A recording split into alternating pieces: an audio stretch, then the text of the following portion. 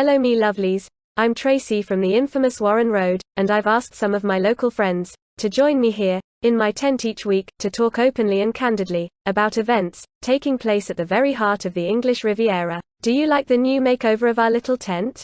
I thought that if Boris Johnson can have a makeover at his Downing Street flat, then we deserve an upgrade as well.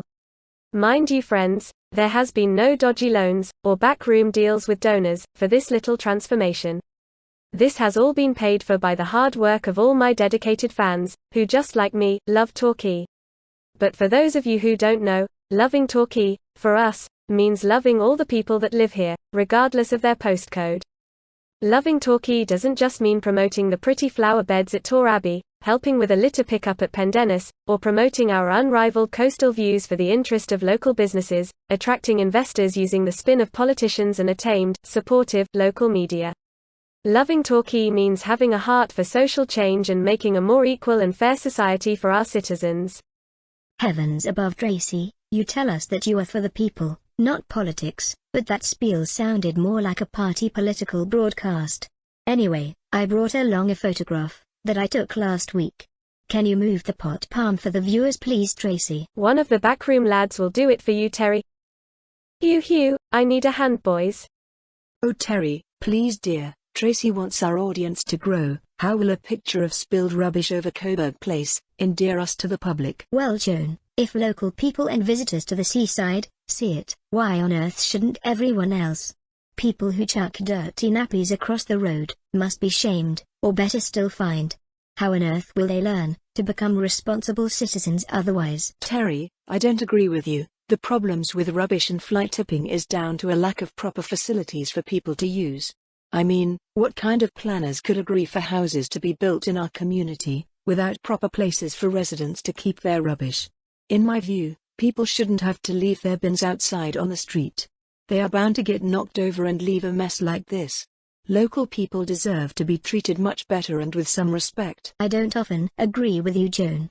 But it beggars belief that people living in those newly converted houses on Melville Street must keep their dustbins outside for all to see. And, let's not forget, there is no pavement there either, so the bins are literally on the road itself. The planning officers should have insisted that people were given proper facilities before approving the plans. They would have, if the proposals had been for houses in the Lincolns. This sends out another message that Torquay Council believes that we are all third-class citizens, scroungers and scumbags, and that the environment we live in doesn't matter. It's those kind of attitudes I am wanting to change. On a slightly different topic, I have been looking at the 4 candidates wanting to be our next police and crime commissioner for Devon and Cornwall. Personally, I think it's really important to get out and vote for someone who can influence what happens in our community, especially if they support my idea for a dedicated team of people called Street Crew.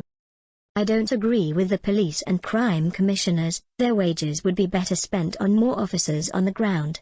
And, what is more, if the post must exist, it should be offered to someone who is impartial, not a well-paid jobs for another politician. Well ladies, we must let our lovely viewers have their say on Torquay matters.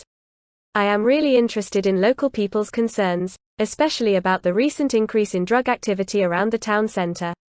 I am even aware that turf wars are happening in the town. This is where drug dealers go around smashing windows and threatening people who they blame for stealing trade on their patch. I want to see Torquay Council and the police asking themselves why the same flats and bedsits are always being rented out to drug dealers, and the dangers to the wider population of allowing drug-related matters to escalate without being checked. You know me, I've never been a girl that's afraid of direct or prickly questions. See you all next week me lovelies. Mwah.